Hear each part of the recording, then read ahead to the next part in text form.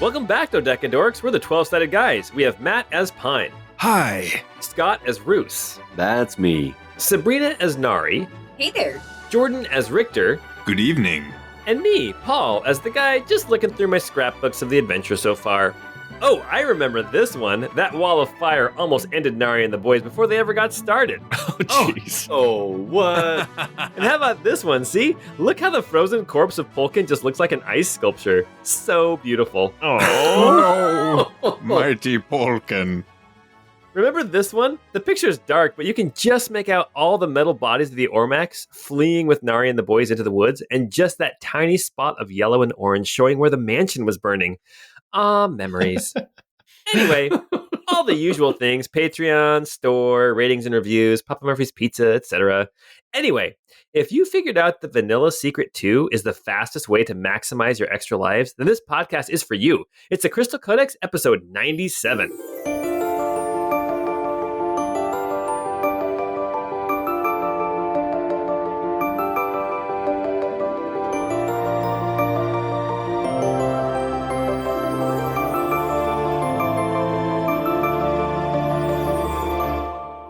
Wow. Super Mario World. Was that a Super Mario World reference? Vanilla Yeah. secret 2. Yes, 100%. Do you guys know what the best way to maximize your extra lives in that game is? Be really good at the game? No. You go to Vanilla Secret 2, you go halfway through, you get the marker, right? Well, you beat the level first. Then you go back in, you get the marker, and then you there's a box that has like the switching powers. You get the star, and then you run back, and then there's all those jumping turtles at the beginning, all the Koopa paratroopers, and they all turn into coins, and you just start collecting coins, and it turns into 3-ups over and over and over again. Yep. I remember that. Oh, yeah. You remember that, but do you remember the theme song to the Super Mario World cartoon? Super Mario World cartoon? That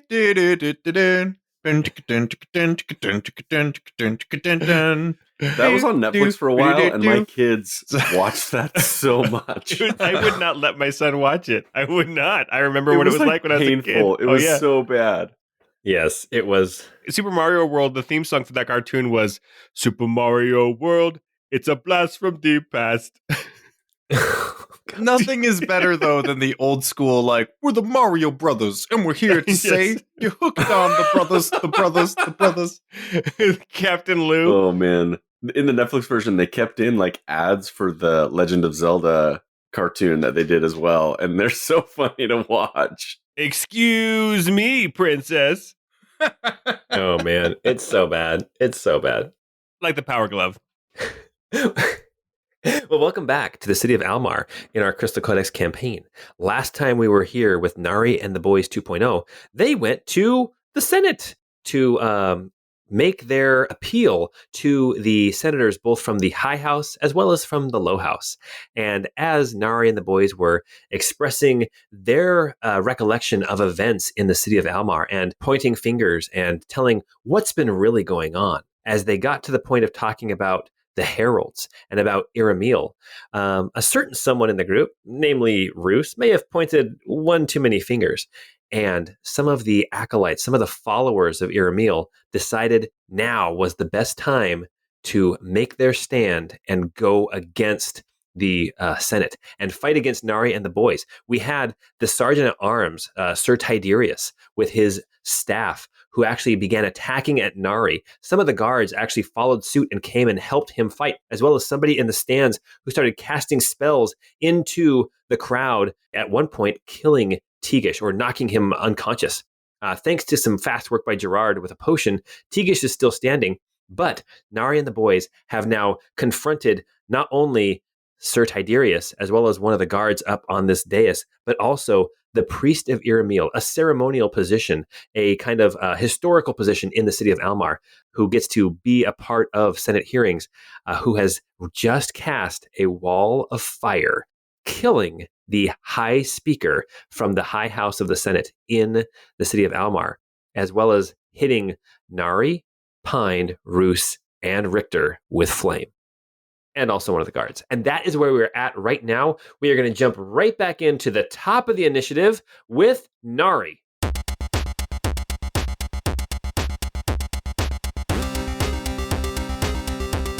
Nari, so you are standing here on this dais. On the dais, on the dais. On the dais, on the dais.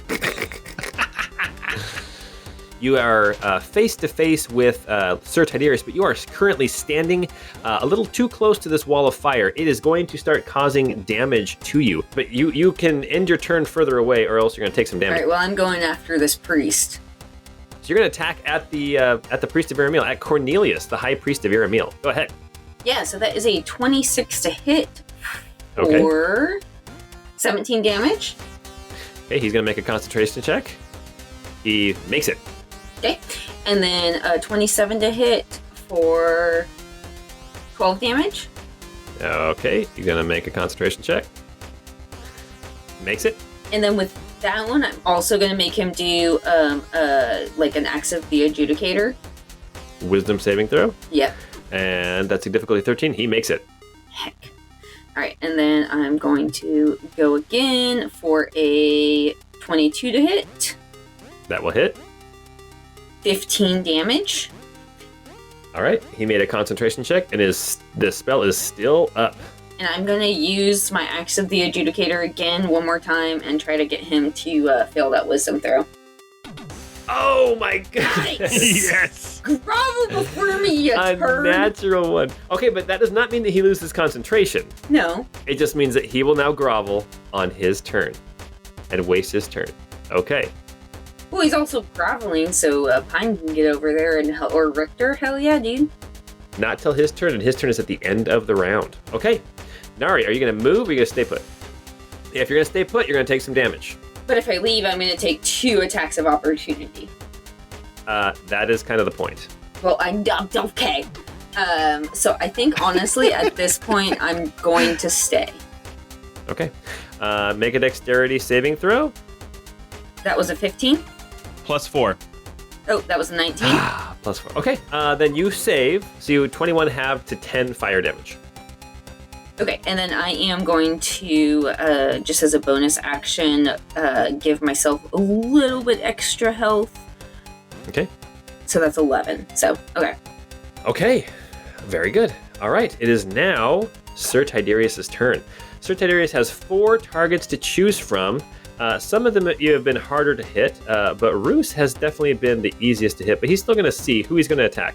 Mr. Pine, you have 2 attacks coming your way again. I think he's a little bit irritated that he really could not hit you last time, or at least not hit you very hard.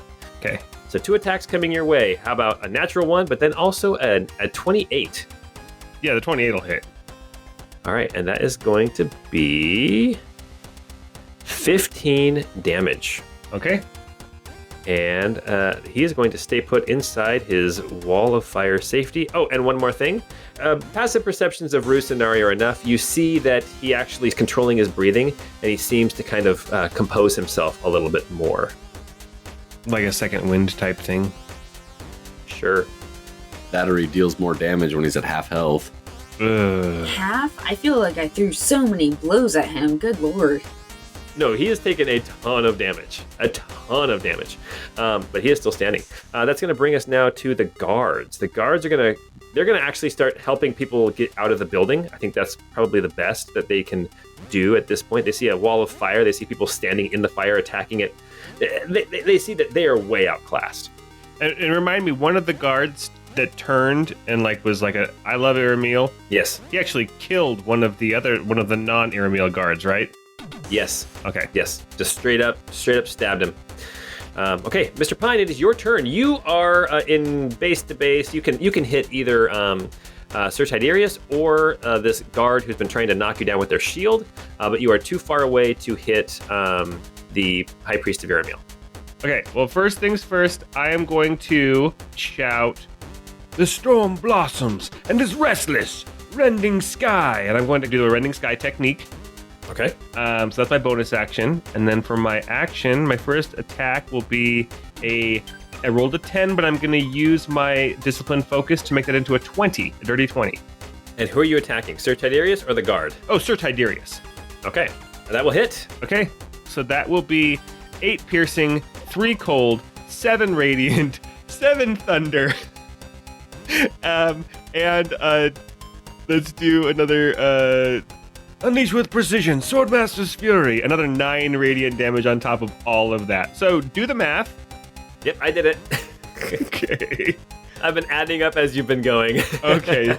So that was a lot of damage. Also, because I did that Rending Sky technique, he has to make a DC 16 strength save, or he gets pushed back 10 feet and knocked prone. Okay, he fails, but then he saves instead using a legendary resistance. Okay. I was hoping to knock him into the fire, but okay. Okay, and are you going to stay put? I will stay put. I didn't mention this last time, but the wall of fire actually feels pretty good for me since I'm resistant to fire. Oh, that's right. Okay. Don't you have another attack? Oh, that was only one attack. That was only one attack. That was only one attack? That was only one attack. Okay. Okay, second attack. And that's also another 10, but I don't have that discipline focus anymore, so it's still just a 10, so that's a miss. We'll make your dexterity saving throw. Oh, it's only a 13. I got a +8, and I only got a 13. Well, you're going to take 21 fire damage, but have to 10 because you're resistant to fire. Okay. And that's my turn. We now have Gerard. Gerard is going to... this is such a melee up there, it's such a maelstrom. He's actually going to... He's going to back off and start helping people out of the building as well, especially now that there's this wall of fire inside. The building is starting to catch on fire. And Tegish is going to help the low speaker, Marilla, of the Minutia Guild out of Houghton, if anyone remembers where Houghton is. And they are going to move up and try to get out of the building. He is helping her and trying to protect her from any stray arrows or whatever might come her way. Okay, that brings us now to Roos. Roos, you are able to reach where you're standing. You can reach Sir Tiberius, or you can reach this guard who's been trying to knock people prone with their shields. Okay. I forgot to mention with the wall of fire, since it was a dex save and I have evasion, I didn't take any damage from that. Okay. Beautiful. Actually, and Roos, before your turn, there is a staff striking out at you from Sir Tiberius. How about that? That's Okay. going to be a 27 to hit. Okay, I guess I deserved it. That's 11 damage to you. Okay. That's exactly the amount of damage that I didn't take from the fire. Oh, gosh. All right, it is your turn. You are standing on the hot side of this wall of fire. It looks like it might start to do some damage if you don't move. All right, so Roos is going to attack Tiberius with his dagger. Okay. With a 17 to hit. That will barely miss. Okay, I'm going to strike out at him with my chakram then. Okay. See if I can actually roll something successful. A 21 to hit That will hit. for 6 psychic and 16 precision, so 22 damage total. Okay. And that will be my turn. Oh, no, I'm going to shout, "The priest of Iramil murdered the High Senator!" And that will be my turn. Very good. Okay. You're not going to move. Okay. Yeah, I'll make my dex save. Dexterity saving throw. Difficulty. +4. Oh no! I rolled a 10. So, So +4 to 14. so 14 is not enough. 14 is not enough. You are going to take 16 fire damage, half to 8. Half to 8 because of evasion. Yep. Okay. All right. After that turn, Tiberius is going to... Excuse me. Sorry. Is that poison or acid? Tiberius... Yeah, exactly. Oh, he's a green dragonborn. He just breathed poison breath on you guys. Tiberius is going to use another legendary action, and he is going to command the guard to strike out with his shield against Nari. He's going to attack at you with an 18 to hit. Get wrecked. Golly! Okay, it's now this guard's actual turn, and this guard is going to turn and go for Nari again. So, shield attack at Nari, first off. A natural 1. Get wrecked. Okay, and then the next attack is another shield attack at Nari. That's going to be, that's going to be a 24. Yeah, that'll hit. Okay, that's going to be 7 damage, and then you need to make a strength saving throw, difficulty 15. +4. So that would be +4 would be 27. Does that work? Am I strong enough? Does that mean she knocks him down now? Can Does she knock him instead? Okay, now just the Do my spear. muscles just kind of pop out of my shirt and like kind of fight back on their own? And now just a regular attack coming at you with the spear, and that's going to be a 25 to hit. That will hit. And this one's going to be 10 damage. So a total of 17 damage to you this round. And then this guy is also going to stay put. He's going to try to make his dexterity saving throw. I just envision him hitting into Nari with his shield and then like him stumbling backwards instead of Nari. But just like me flexing a little bit too. Like not even like dodging or anything, just like kind of throwing my arm right there and flexing.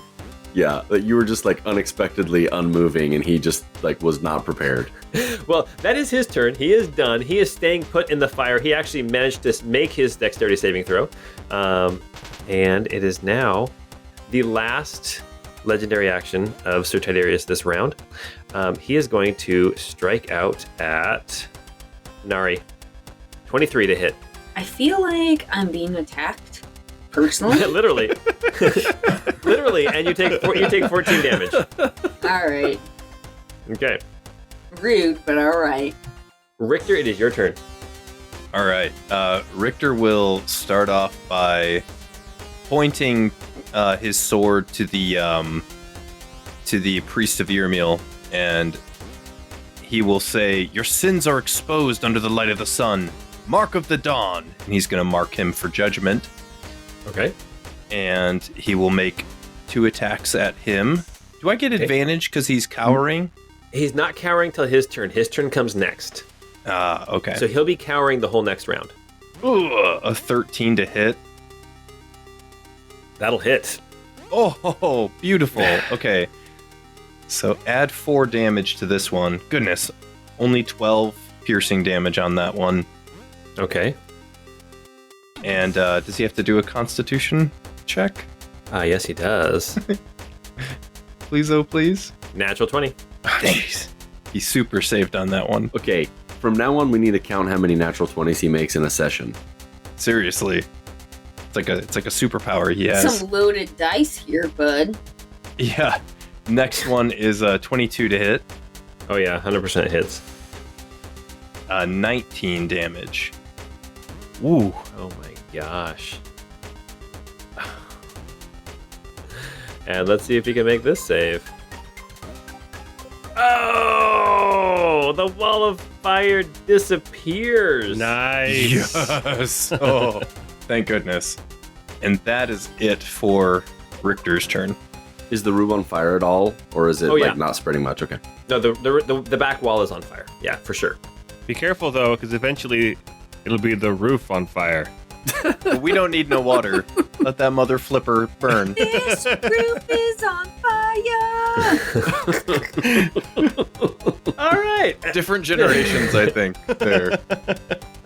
Yes. That will bring us now to the priest of Irmil, who for most of the fight was cowering and now is literally laying down, or not, he's kneeling down and bowing his head, waiting for that killing blow. And that brings us now to the top of the round with Nari. Nari, you have the priest of Irmil unmoving, waiting for your axe to take his head from his body. Yeah. Well, is there a way I can like do non-lethal damage and like knock him out? Yes, 100%. Because that would be ideal. Like I don't necessarily like I have questions. So that is a 19 to hit. Straight up hits. Okay. So that does 12 damage. And the priest of Irmil falls down unconscious, blood dripping from an ear, maybe a cracked skull, but he is not dead. All right, and then I'm going. That was only one attack. Yeah, nice. I'm going to turn my second and third attack to this guy just right in front of me who I was hitting earlier for a 19 to hit again. That'll hit. And that is 15 damage. What does that look like as you strike down Sir Tidarius? Yeah. This one is lethal damage. Honestly, at this point, this is an entire... Honestly, I was kind of pissed that I didn't get a hack off the head of the other guy, so my axe just strikes him clean through his neck. And his head kind of goes rolling off the Amadeus. Oh, beautiful. That's great. Sir Tiberius falls to the ground dead, his head missing from his body. And Nari has one more attack. Make it 3 for 3. Okay, yeah, so I will attack this last guy who is in between Roos and Pine. Mhm. And that is a 24 to hit for Oh, nice. That will 18 hit. damage? That will do some serious damage. Let me see here. I have to do some math because The cleanup crew over here. And then if that doesn't kill him, I will make him make a wisdom saving throw, and I'll use my last Axe of the Adjudicator slot. he rolled a natural 16, so he manages to save. Okay. All right, he is still standing. That brings us now to lots of dead people. Pine, it's your turn. There's one guy left who's been trying to knock you prone for, it seems like hours, but it's really been like 30 seconds probably. I'll look at him finally and say, "Oh, are you still here?" And do a couple attacks. It's an 18 to hit him. That will hit, yes. Okay. It's 11 piercing, 1 cold, 8 radiant.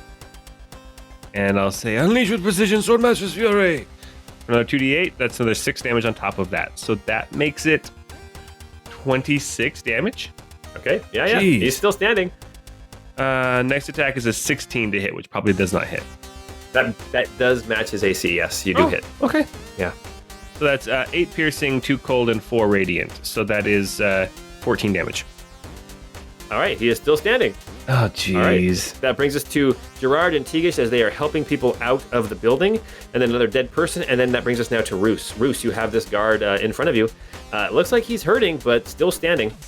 Roos is going to strike him with his dagger Okay. for a 21 to hit. Yeah, that'll hit. That will do 13 radiant and 17 precision for 30 damage. Jeez. Roos, what does this look like as you strike him down with your dagger that deals non-lethal damage? Roos initially strikes him with his non-lethal dagger, but recognizing that he's a priest of Iramil, he pulls out his chakram and he forces that into the guy's chest and says, "This balances the scales of fate," and murders him. It's cold as ice, and I love it. Nari's gonna whisper to Pine, "Remind me not to piss off Roos." Jesus. I don't know if you consider it. Is it murder, really? And with that, we will cue... I mean, I'm not pointing fingers, I'm just saying. Let's just not get on his bad side. So, Cue victory music!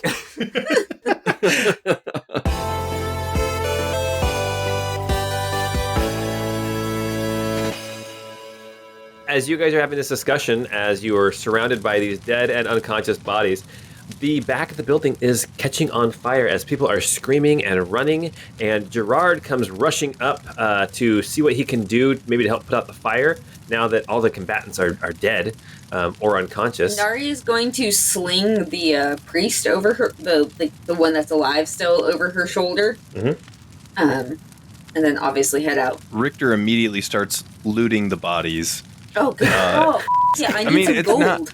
Yeah, I was gonna say there's gold, right? But I mean, it's also like looking for things that also might be valuable information as well. So yeah. Anything that he sees that's going to be worthwhile, he wants to take it. But especially if it's information. Pine will pick up the body of the high speaker gently, kind of cradling it to bring it out. Is there is she dead? No, she is dead. She is like she's burned. Okay, I'm gonna pull her away from the fire, and I'm gonna do something that I've been able to do for a while now that I've never got a chance to do.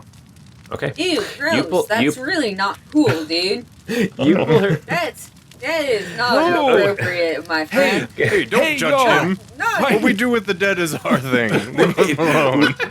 Maybe at the School of the Sun you do that, but come on, you guys know me better than that. I'm actually going to use a skill that I learned a long time ago called Vestige of the Crystal Engine. And because of Pine's proximity to the Crystal Engine and what he was able to do when, for example, bringing Hermine back with the crystal detonator, Pine still has that crystal detonator, and he's going to bring it out, and he's going to attempt to revive her with it, almost like an electric shock, but more magical than electrical. Clear. And he'll say, Let the legacy of the crystal engine, its pure intent, return you whole. And she should come back to life because it's been less than a minute since she died with 1 hit point. You see her eyes flutter open as suddenly 300 gold disappear from your purse. Wait, is she still in your arms? Yeah, she's still in my arms, yes. Okay, well, I got this priest guy, but I'm a little salty. Okay, that's fine. You see that there are some people who are like shouting that there's a fire, and then eventually the fire has not gotten too out of control. Before some people come in, they start casting some spells, like some shape water spells, and they start putting out the fire. It looks like there is some damage to this back wall, but all in all, the building should be okay. Does dying end my charmed effect on her? Did you ever get hit? Why don't you? I think you've been hit a couple times. Why don't you make some concentration checks? It's not a concentration spell. Oh, it's not? How long does it last? 1 hour. I think she's still charmed. Cool. Does she know that she's been charmed once the spell ends? Yeah, it does. Okay, great. This is awesome.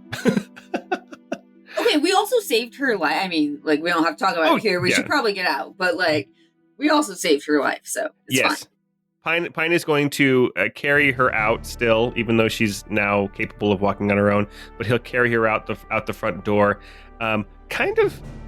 He knows that this is going to look heroic, so he's going to come out the front door of the Senate for the gawking crowds to see him carrying her. And Nari will follow behind, kind of almost in like a contrast to that, where she is like has this like priest of Iramiel slung over her shoulder, almost in like a in a defeated way, obviously. Just kind of in contrast of that. So he's like carrying out this Senate leader, and she is slinging this guy over her shoulder in shame. Ooh, okay. As we're leaving the building before we exit, Roos is gonna tell the High Senator and say, "Hey, I charmed you. You'll know this soon, but I charmed you because I wanted to find a peaceful solution to the fighting. We could not find one, and I'm sorry for that." She puts her hand up on your face as you're standing close, and she goes, "You sweet boy." Richter, you can cancel this charm if you want to. I'm just saying. No, I'll leave it up. Okay. Richter, before leaving, he actually will go out last, and he will grab Tiberius's head and bring it out with him. Oh. And when he goes out, and presumably there are people all around, he's going to throw the head down on the ground or kind of toss it out to the crowd and say, "It is time as a people to liberate ourselves from the cancerous burden that is the worship of the angel of inevitability.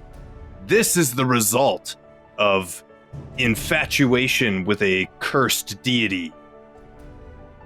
And then he's just going to walk away from that. As you guys walk out there, Nara, you have this priest of Iramiel slung over your shoulder. Everybody's kind of scorched, and all your clothes are like smoldering a little bit.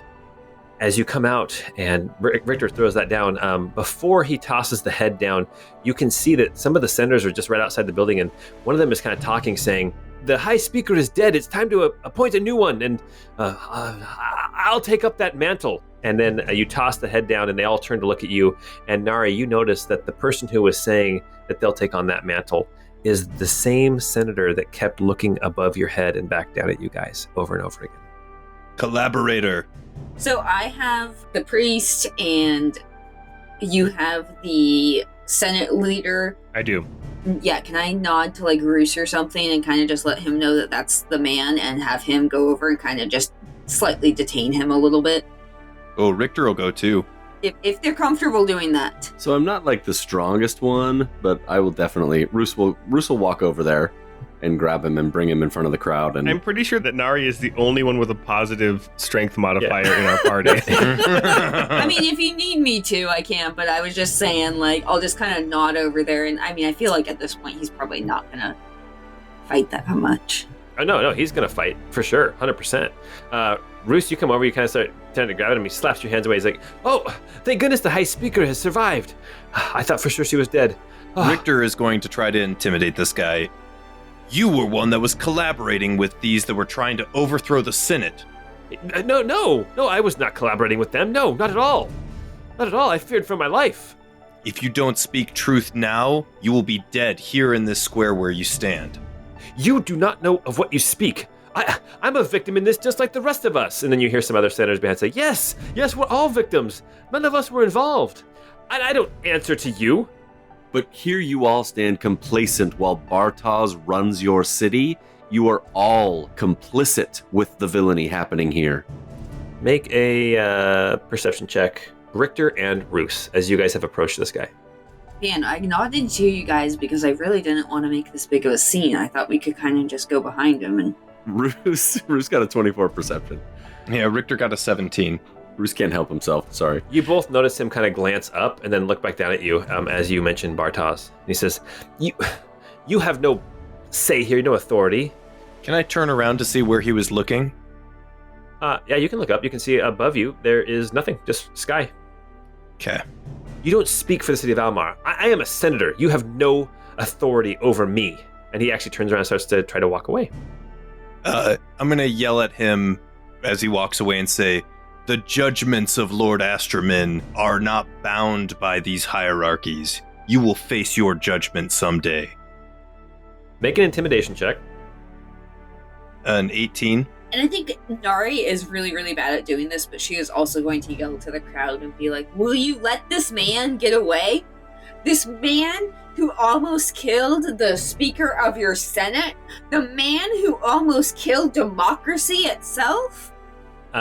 Make a persuasion check. To be fair, we're a republic, not a democracy. Oh my god, you, bitch. Oh gosh. Your intimidation seems to have worked in that he starts to walk away very proudly, and then you see him hunch his shoulders and hustle away. You see a couple people actually start to follow him, some other senators and things, probably some cronies and some friends, and they start to scoot out of this area. I will finally, at this point, set the High Speaker down on her own feet. She seems in a daze as she watches Roos. Roos will let the spell drop and say, as long as you are all under the influence of Bartosz, this entire city is corrupt. Make a perception check, Roos, as you say that, and Pine as well, as you guys are there with the High Speaker. Dude, Pine got a 7. Roos got a 22. You see her cast her eyes down as you mentioned Bartosz. I was able to bring you back after the fire. It would seem that the followers of Viramil had no qualms with starting a coup. I fear that there were 2 battles being waged in the Senate just now.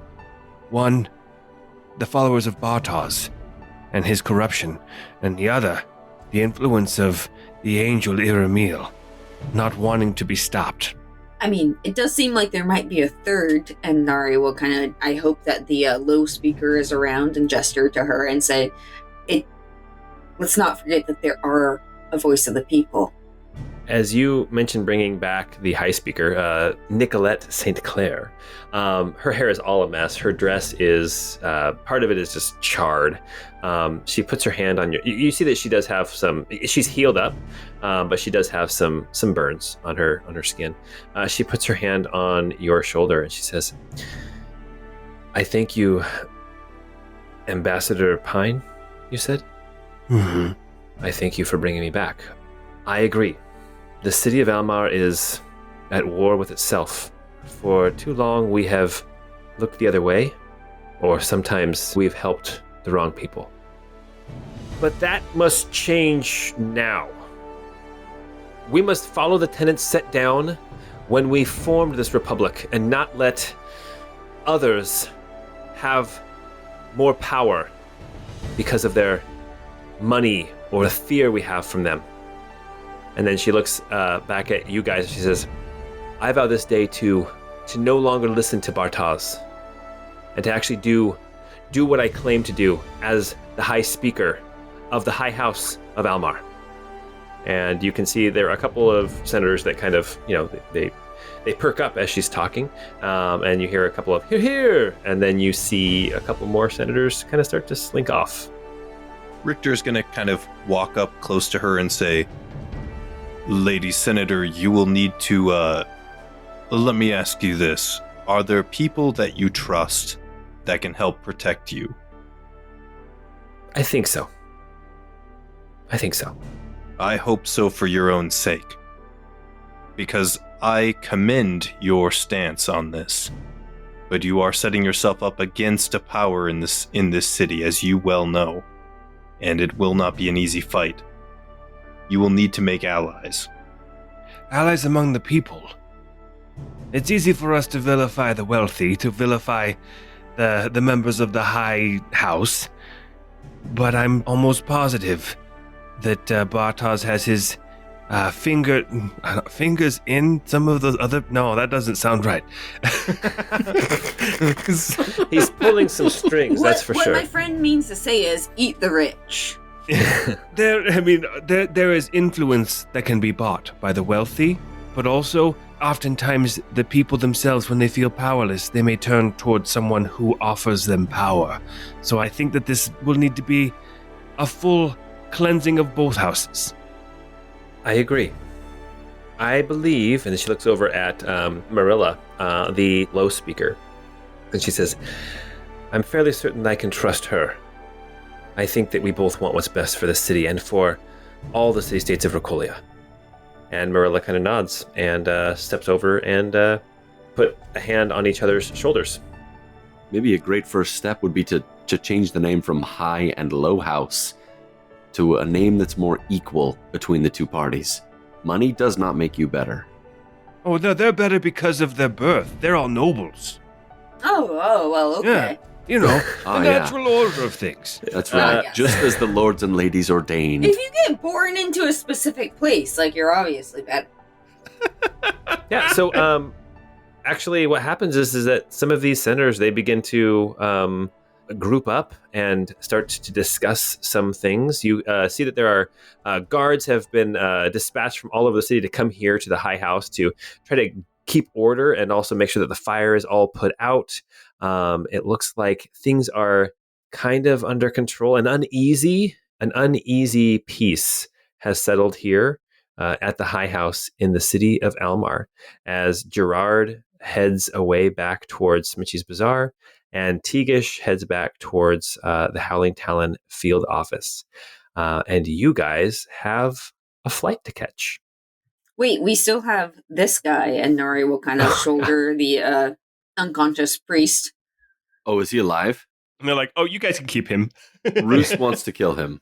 If he's still alive, Roos is gonna No. bend down to Well, end him. he's over my shoulder, bud, and you can't even reach that, so... That's true. It is a little tall. I mean, I could pick you up, but Would you you didn't put him like that down? much. No, I think we should ask some questions first, and then if you decide he needs to die... She playing keep away with a priest. Bruce pulls out a chakram. He says, I can still reach him up there. Wait, Bruce. Oh, Jesus Christ, Roos. I just think we should ask him some questions before we kill him. Like, Lady Nicolette St. Clair sees what you guys are doing, and she says, please, he's a political prisoner. I mean, I understand that you took him, but it's in the city of Almar. It's under our jurisdiction. We would love to find out what he knows about what's going on with Iramiel and his followers. as would I, glare at Roos. Seriously, we get it, Roos. Iramiel sucks, but at that point, I think that would be murder. Keep your pants on, bud. Look, I just don't. Wait, keep my pants on. My pants I don't aren't know, off. you're just getting too excited. You're getting too big for your britches. Honestly, they're super tight, and if I was colorblind, I wouldn't even know you were wearing pants. You know, I like this color. It matches my skin tone really well. You're wearing flesh-colored yoga pants? The best kind. Those are the worst. I saw them at the gym one time, and I was like, wait, what? Oh, golly. No, I think that we should, and Nari will kind of glance towards Nicolette and say, I think that we should maybe wake him up and just give him a few questions before our flight. behind the scenes for Roos, he has no qualms killing anybody that's associated with. Yeah, with we're gathering Iramiel. that. Neither does Nari. It's not about qualms. I just feel like, I don't know, like, clearly there's something going on in the city with Iramiel, and I would like to know who the other people are, and then we can, like, honestly, and then we can just kill him. Like, I have no issue doing that. The thing is, here's where Pine's coming from. Like, yeah, I don't trust. Like, I trust a couple people here that we've actually impacted a few people here. At the same time, if we want allies, we can't just be cowboys all the time. No, for sure. And we need allies, especially here in the city, because this is where the gate, whatever it is we're trying to open, is. So we need to be welcome back. Yeah, we got to kill 2 more heralds and then come back here. But I still think it would be reasonable to, like, ask him questions. Oh, no, Like, yeah, I agree that. I would agree with that. But then I don't think it's on us to execute him. But see, do we really think he's even going to answer us? Anybody else, any of the other followers we found have been so fanatical that they haven't given us any information.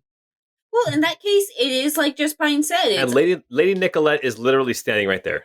And so the idea that you would just kill him while a senator is watching, when she literally just told you that he's a prisoner in the city of Almar. But yeah, no, I'm just saying that I think that we should give him a little bit of questioning, and then, like, if he doesn't give us anything, then it's their problem.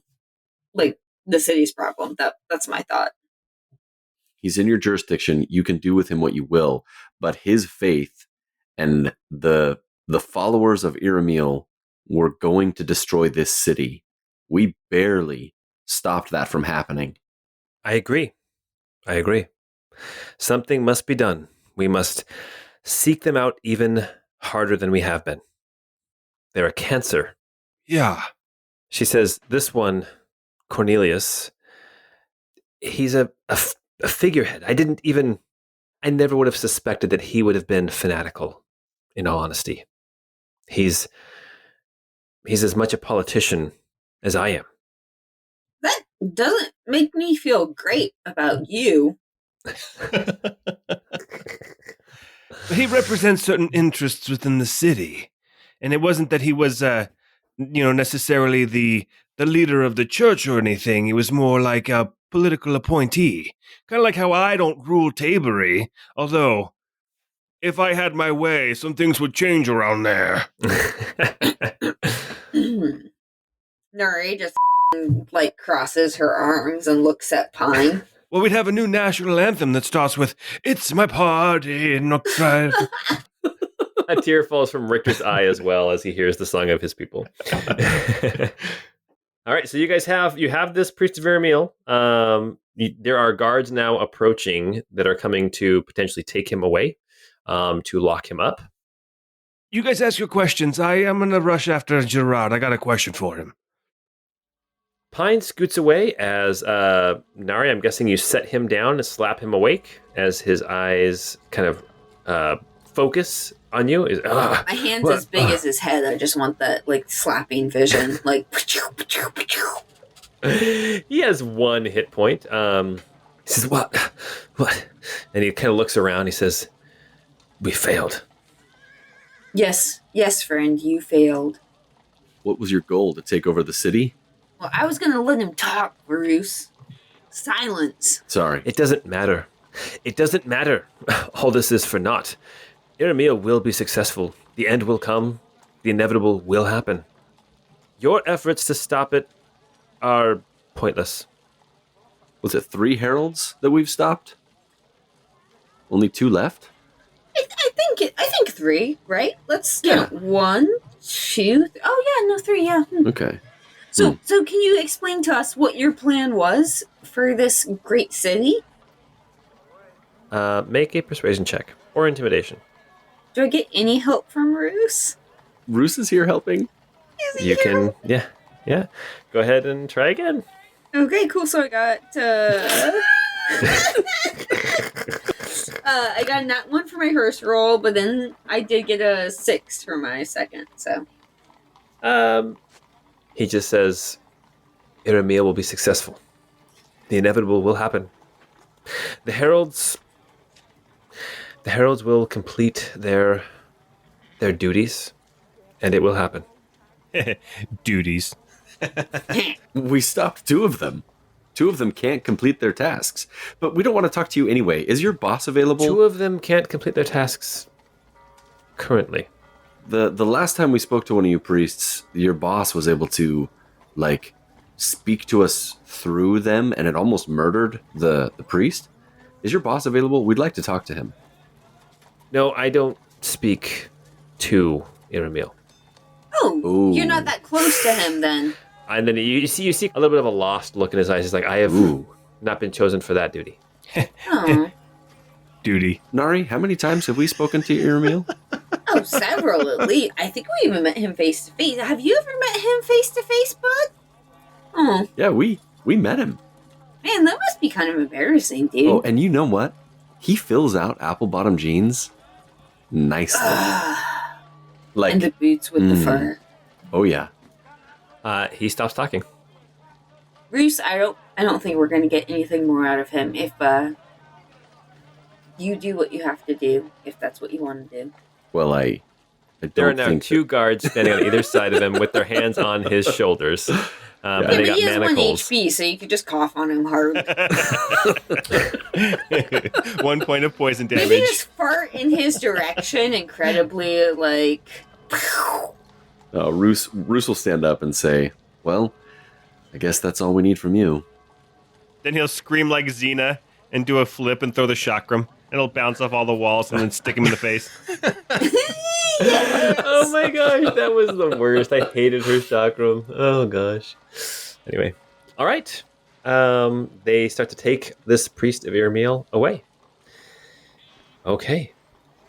Pine, you chase after Gerard as he is heading back towards Smitchy's Bazaar, and you manage to catch up to him before he gets there. Turns around and he says, oh, my friend, what is it?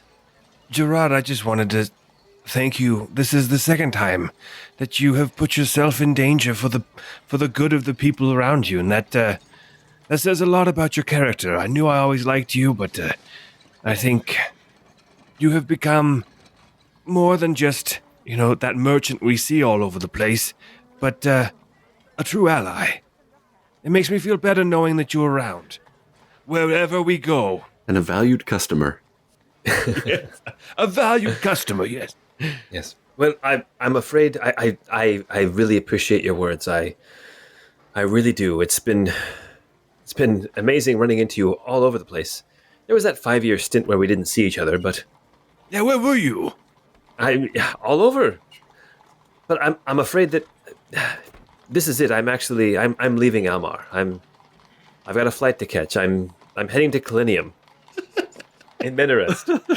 Oh, does your ticket look something like this? And I'll pull out my ticket. What? You guys are actually like your seat like B, like your seat 32B and 32A. Basically, he's like, "Oh, well, I guess that we'll be traveling together. Well, that'll be interesting." Yeah, well, I don't want to alarm you, but we think there's another Herald of the Angel in near Kalinium. We're not quite sure exactly where. Well, in that case, you'll need my wares. Yes, always. Anyway, I just wanted to say that, but I also one final question. You're a magic user of some skill. Yes. Can you, by any chance, see things that are there but unseen? Is that something you can do? Yes, I can. Should I prepare to do that? Yes, I can. Yes, it is. It's in my spellbook. Just because there was somebody who kept looking at us and looking above us, and there was nothing above us. And I'm wondering if we are being surveilled discreetly. He makes an Arcana check, and he rolled a 13, but his Arcana is pretty high.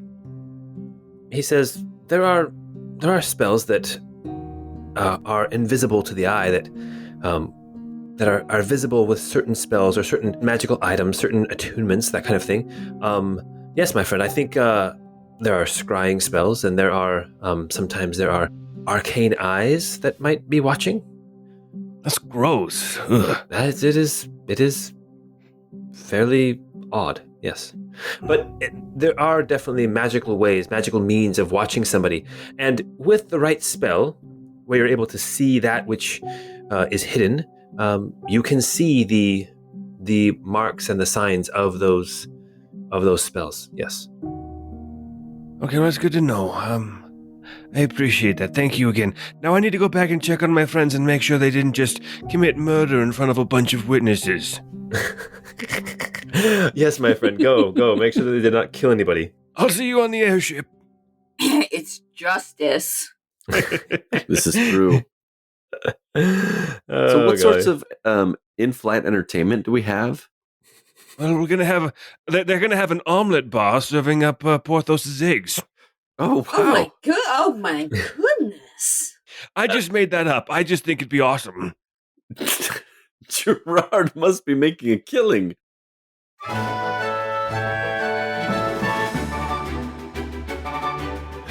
All right. We're going to fast forward a little bit, I do believe. Okay.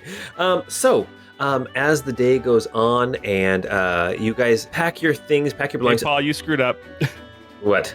There's a very attractive token at the front of the ship. I literally just saw it.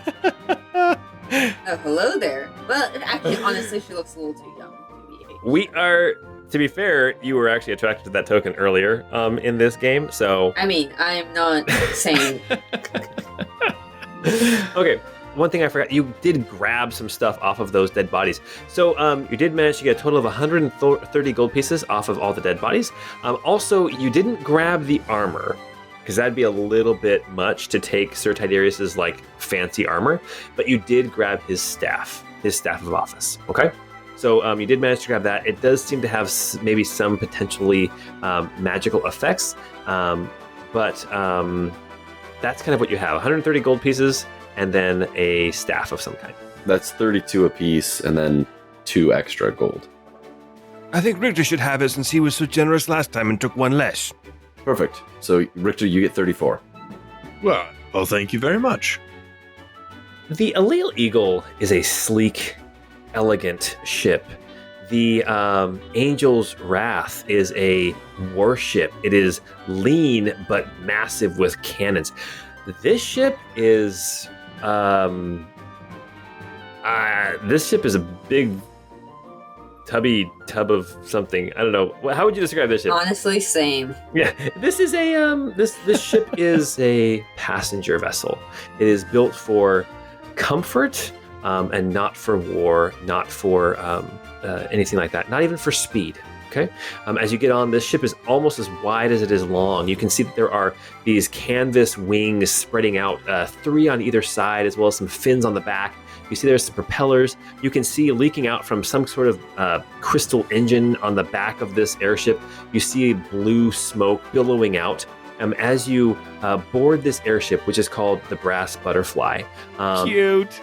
You see there are sailors moving around, dealing with some rigging and some lines. You see they're bringing on provisions in crates and barrels. You see there is an old, squatty, and stout man who's standing at the helm, issuing and bellowing orders. You see that he is actually also talking with Gerard, who is there, and it looks like they're talking about Porthos. It looks like the captain does not want this woolly ox on the ship. You hear the captain saying, no animals on this ship. And then Gerard says, but he doesn't poop. It's fine. He should be fine.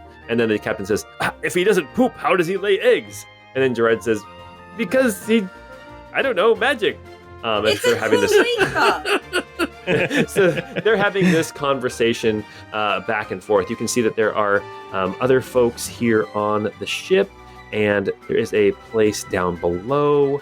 You can see that there's stairs that go down under the main deck where your guys' rooms would be. So what I need to know before we get underway on this trip to Colinium, would you guys have gotten expensive rooms or cheap rooms? And then if you got cheap rooms, would you have had single rooms, or would you have shared? Because there is double beds, or there's double occupancy, or there is single occupancy, or there is there's 2 very fancy rooms.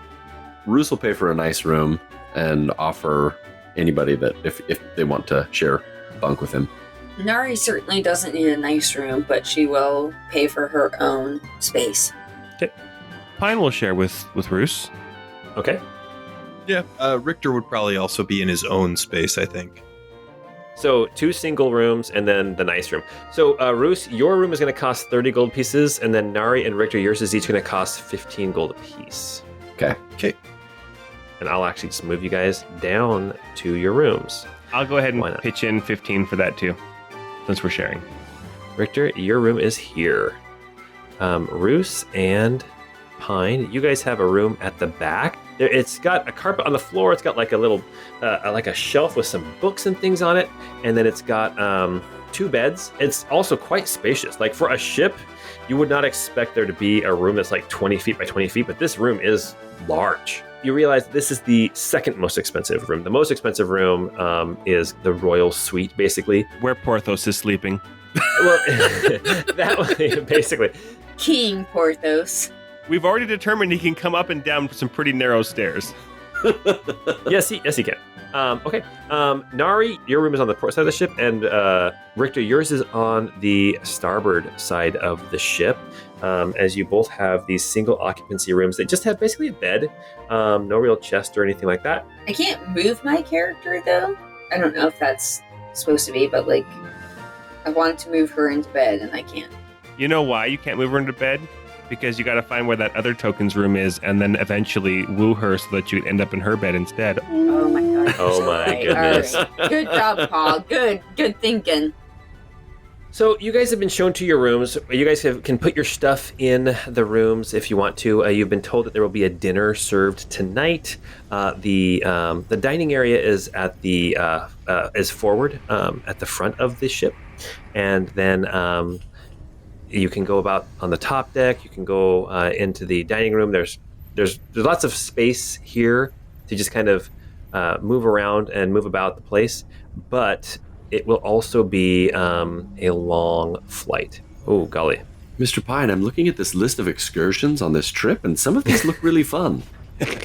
Yes, there's one where you get to swim with dolphins, and on the one hand, it's really cute because they do this thing where they give you a kiss, but on the other hand, it's like these are very intelligent animals that are kind of imprisoned in these small little tanks. I don't know how I feel about that. Do they keep them on these airships? I'm just nervous about this bungee jumping off of the airship excursion. I don't trust that. Yeah, especially since nylon really doesn't exist in this universe. It's all about vibes, and it's fun. Don't worry about it. It's going to take you about 6 days to get from Almar to Kalinium. You have to basically sail all the way across Dracolia and across most of Menarest. So you guys have 6 days aboard the Brass Butterfly, trying to figure out kinds of some things that you might want to do. And if you guys want to talk or anything like that, feel free to do that. You guys have now set sail away from Almar as you fly above Dracolia. What do you guys want to do on this trip? You know, Richter would want to take some time to actually get more familiar with Koenigsegg. I think throughout all of this stuff, he's basically just been continuing to use his own weapon. But now he would want to take some time to kind of attune and figure out, what's unique about that weapon. Fantastic. So yeah, Richter, you start spending some time with Koenigsegg, and as you do, and as you kind of attune to this weapon and practice with it and try to get the feel for it, you recognize it does definitely have some magical powers, some attributes that will definitely help you in battle, and maybe it's something to do with being from the blazing sun of the eastern sky. But as you hold Koenigsegg aloft, you feel power coursing through it as the blade alights, and you have a flame tongue Estoc. Dope. Awesome. All right, very good. What do you guys want to do here on this flight to Kalinium? That birdwatching excursion sounds fun. It's all bird watching. The ship doesn't stop. Oh, yes, I do love bird watching. I saw a common warbler the other day right next to my window. It was amazing.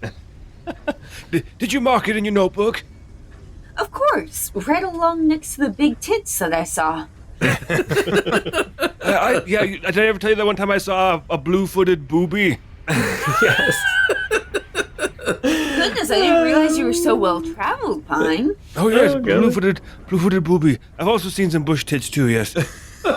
Well, we've all seen bushy tits. Like it's Oh my fine. gosh. We don't have to edit any of this because it's all real.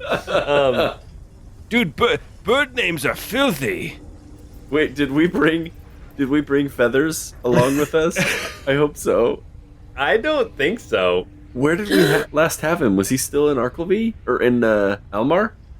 I don't remember where Sometimes you left him. have to let a bird go free. No. I think is he still on the Allele Eagle, or did you guys take him to Almar? We would at have brought him into, at least I would have wanted to bring him into Almar with me.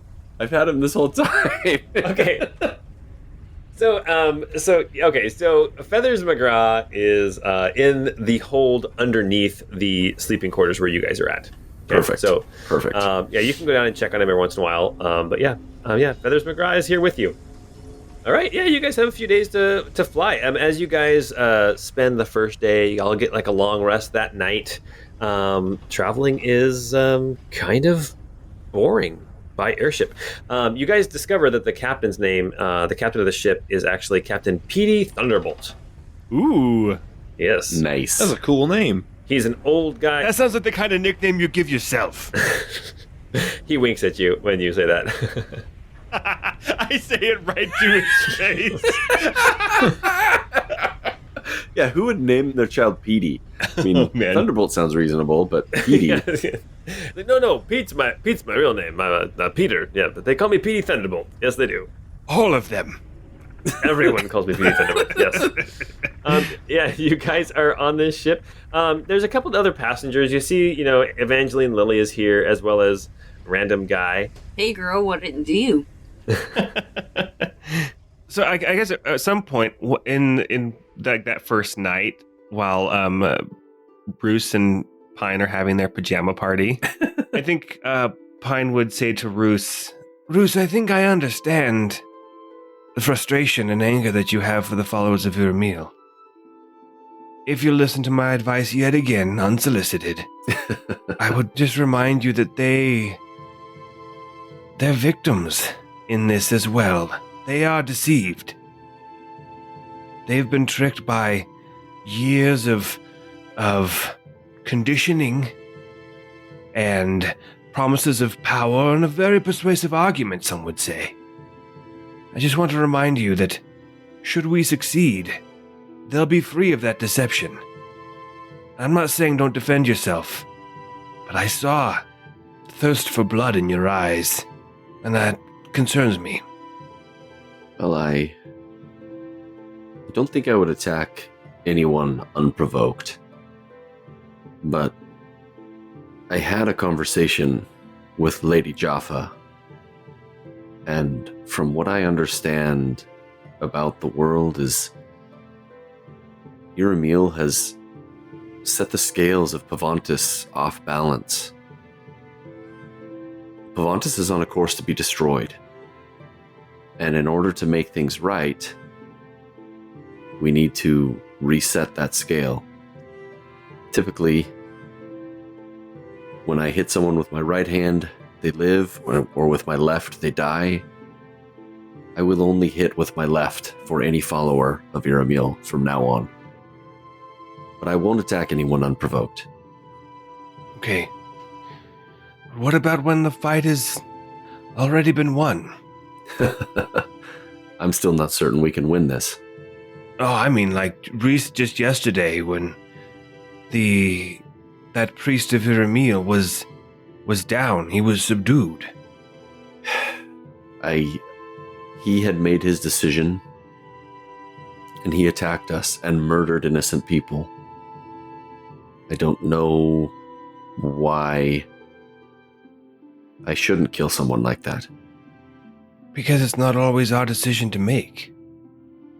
We were guests, invited to speak in front of the Senate, and it's not always... Sometimes it feels like it. We're very powerful. I'm not gonna lie, I feel stronger than I ever have in my whole life. You are the fastest old man I have ever met. Have you seen Richter, though? Like, every once in a while, he's like, hey, I'm gonna go super fast, and goes just It's like super fast.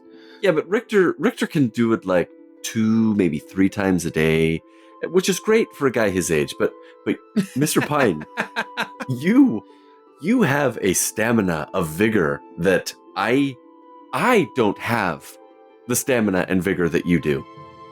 Well, thank you. I think you're right. I think over a long distance, I can totally take Richter, but in a dead sprint, I think he's got me beat. But I guess what I was trying to say is, you're very powerful. I'm very powerful. We have become skilled in our years of adventuring. And with that power can come the temptation to feel godly, to feel like an authority unto ourselves.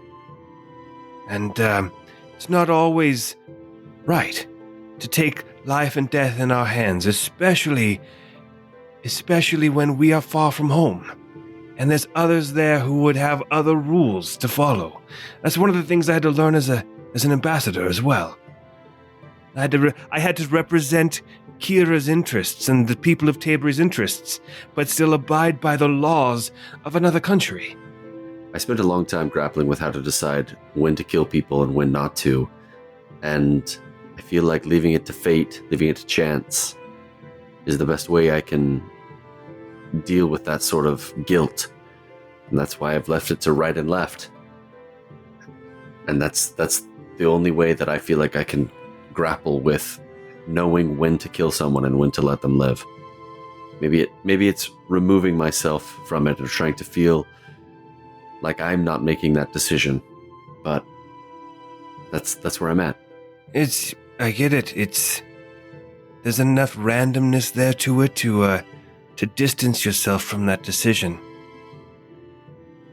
But I would invite you to come back to that discomfort of having to choose, because the world is indifferent enough. We can show some compassion, because the world doesn't. Yeah. This is a world that's oftentimes devoid of compassion. Agreed. But we're doing what we can to make it better, right? To the end? I mean, I have no idea where this is going to end. I imagine it's going to end somewhere underneath the Cathedral to Iramil after all 5 keys are in place. And yeah. But, maybe it'll fade to black. Maybe we'll get there and we'll be unsuccessful in the end, but we will have fought our hardest and it will fade to black. But I will be glad to stand beside you when that happens. As do I, Roos. You. As do I, you. Does that make sense? You know what I'm saying. I got you. Now, back to this list of excursions. I'm really trying to figure out what to do on the 5th day. The jet skis. Duh.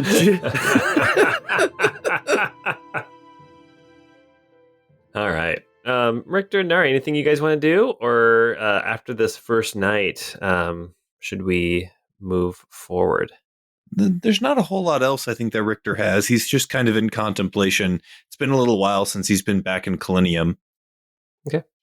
Yeah, no, I mean, Nari doesn't have anything specific that she wants to do. She just is weirdly excited about going to some place that she hasn't been. She's heard so much about Menarest from Pine that she didn't expect herself to be so excited, but she's very curious to see what this place looks like.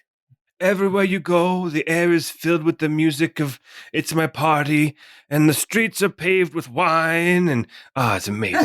That does sound like my place. Streets are paved with I feel like I've practically been there. We've eaten so much Menarese food and know so much about the language and the culture. We may as well have already been there. You're pretty much Menarese. I mean, yeah. I'll induct you right now. Raise your right hand. Well, I did say I collected Menarese trading cards of your generals and heroes. That's true. That's true. All right. Here's what we're gonna do.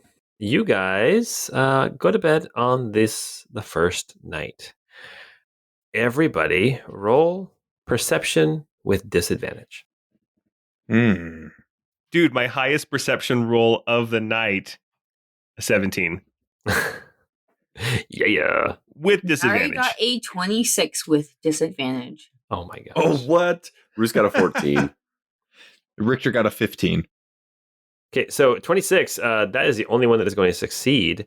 Nari, at some point in the night, you wake up. You're laying in this bed.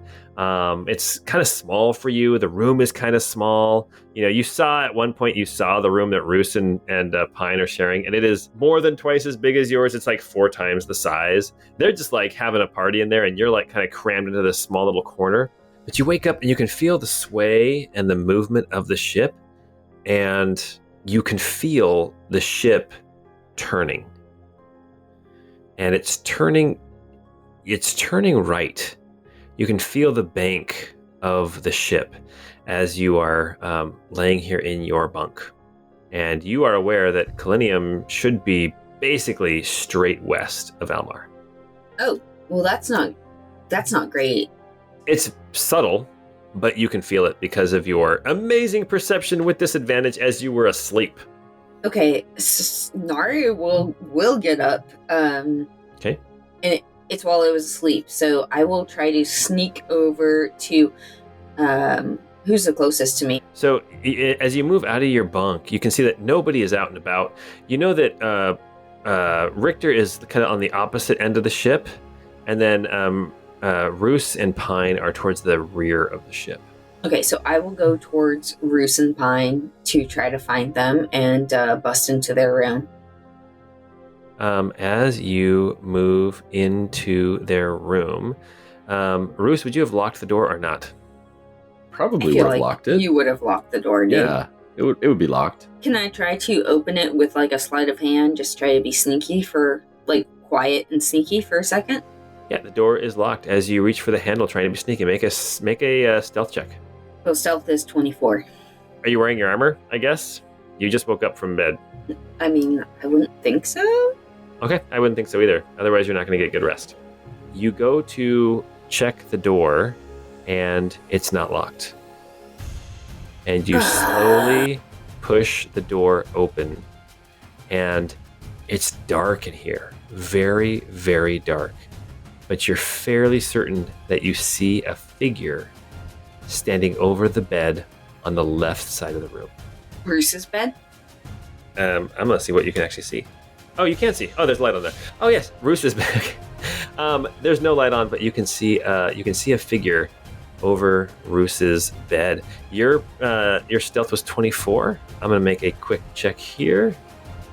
Nari, the figure standing over Roos's bed does not notice you, but you see a muscular figure, long tail, prehensile. This guy! Oh my god!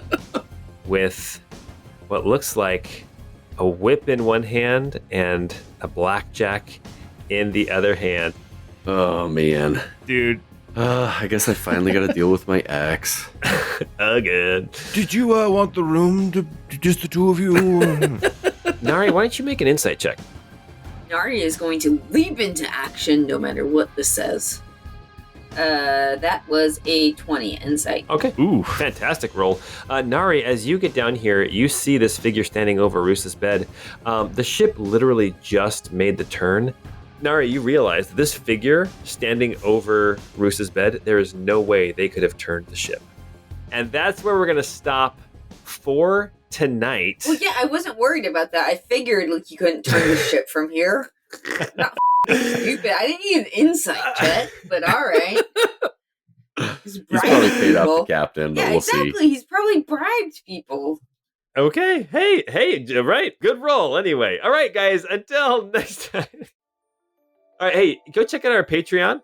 We have some bonus content up there. You can also see maps of like the Senate hall that we were in before, the High Hall or the High House. You can see maps of this ship that they are on, the Brass Butterfly. it basically looks like an egg sliced down the middle. It is kind of like an egg. It is pretty chub.